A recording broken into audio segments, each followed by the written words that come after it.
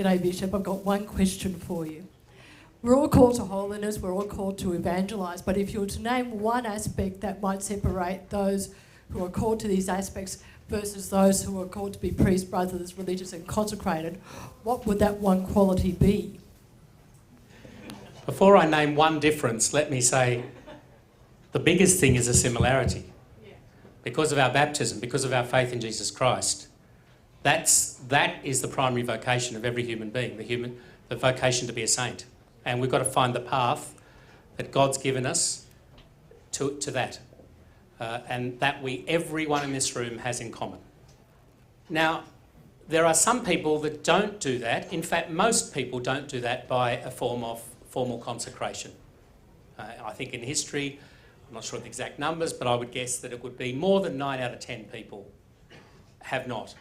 And odds are that's more than 9 out of 10 saints have not. Because presumably God's calling lots of people to be saints all the time, not just us professional religious. So if 9 out of 10 Christians and possibly 9 out of 10 saints have got to God without religious consecration or without priesthood, there must be something that they're doing right.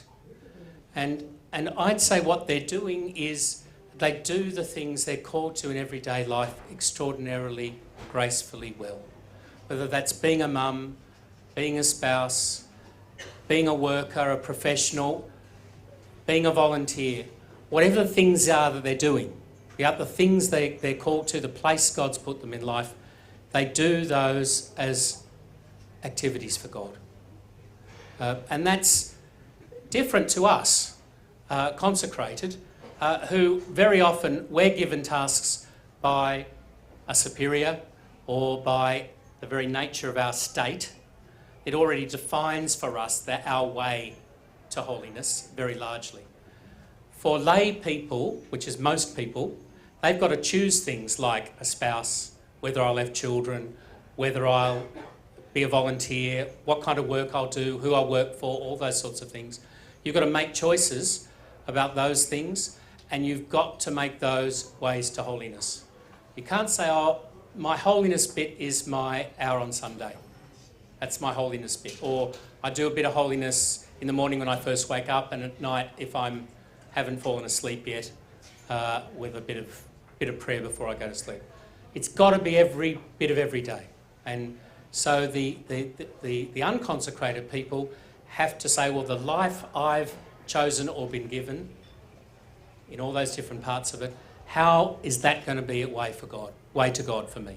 How am I going to be a saint through my parenting, my spousing, my work, my profession, my volunteering, my leisure, my going to the pub with my friends and talking about theology? Look at all of you. There will be a few in this room who are not called to be priests or religious. I can't think which ones, but probably the married ones. The married ones are probably not called to be priests or religious, at least not till you're widowed. But you're all called to be saints, so you've got to look at, right now, in the work I've got, whether I'm a student, whether I'm a worker, whether I'm a volunteer, whether I'm a drinker at the pub, whatever it is, how am I going to do that for God? Hi, Grace. I have a quick question about the soulless legal profession.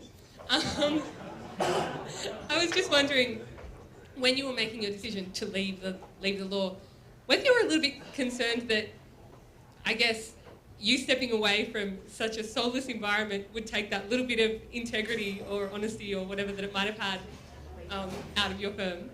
I loved the law. And despite my joking about having repented of it and accusing my lawyer friends from time to time of having not yet repented of their shameful profession, do you know that after priests and religious, the profession with the most saints, canonised saints, is lawyers?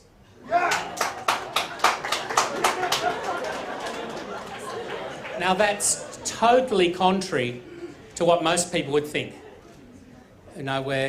People, all the jokes that are told about the lawyers, and they're all presumed to be in hell in the afterlife and so on. But in fact, They are examples of lay people that have made of the legal profession a way to God. At least there's lots of examples of them, even recognised ones, and millions more not yet recognised. So, just like I said before, we need Christian leaders, we need politicians that know why they're there. They know about serving the common good and building a civilisation of life and love. So we need lawmakers and law doers who know about building a civilisation of life and love, who are people of integrity. And so we need you, lawyers like you. As for me leaving the law profession, I don't think that the law really lost a whole lot by losing me. Well, maybe I've been able to help a few lawyers to be better lawyers anyway, so maybe it was a net gain. But we can't all do everything. We've only got one life each, and we've got to get on with being a saint in that life. Lots of our Christian values are being challenged in the public square, and lots of legislation and lots of different things that are happening in the culture are in strong conflict with our Christian faith. And I'm just wondering if you could speak to the idea of how we balance trying to use reason to work with secularists on their grounds, and how important it is to be overtly Catholic in the public square and remind people that religion is still kicking and still playing a part.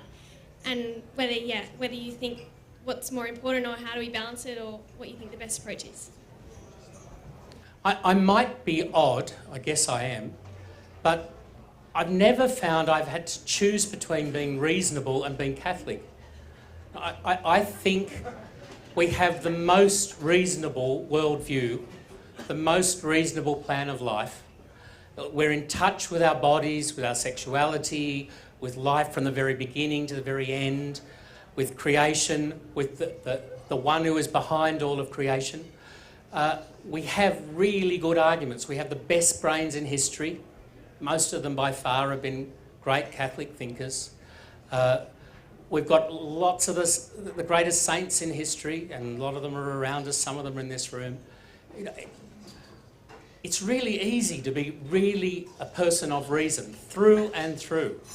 A person with the best arguments, the best philosophy, best able to defend and explain themselves to the world, and to be people of faith, with the best devotional life and the best moral life and all those things that come with being a Catholic. And I don't think I've ever found myself in a situation where I'm thinking, will I be a reasonable person, or will I be a Catholic person? Will I have faith, or will I have reason? We read Fides et Ratio, John Paul's great document. He shows us beautifully how these are two wings by which we soar to heaven, we soar to the truth. And we need them both. They are correctives to each other. It's very hard to fly with one wing, to fly straight anyway, and to stay up for very long. They're great correctives to each other. In all sorts of ways, they support each other. We Catholics can never renounce reason for the sake of faith, as some people would say you have to do. Because our faith seeks understanding. We need the aid of every gift we've got, including our reason, our emotions, our imagination, our memory, every faculty of the human person, to help us know and to explore those three great mysteries that I've put to you in my talk tonight. The mystery of God, the mystery of creation, the mystery of ourselves. Faith and reason, we've been given two wonderful tools to explore those mysteries with. And never let anyone press you into having to choose one or the other. Aren't we lucky we've got both? Some people have only got one or the other. Some have got neither. Aren't we lucky we've got both? And thanks be to God for the gift of faith and the gift of human reason. Thanks be to God for every person here tonight. God bless you all.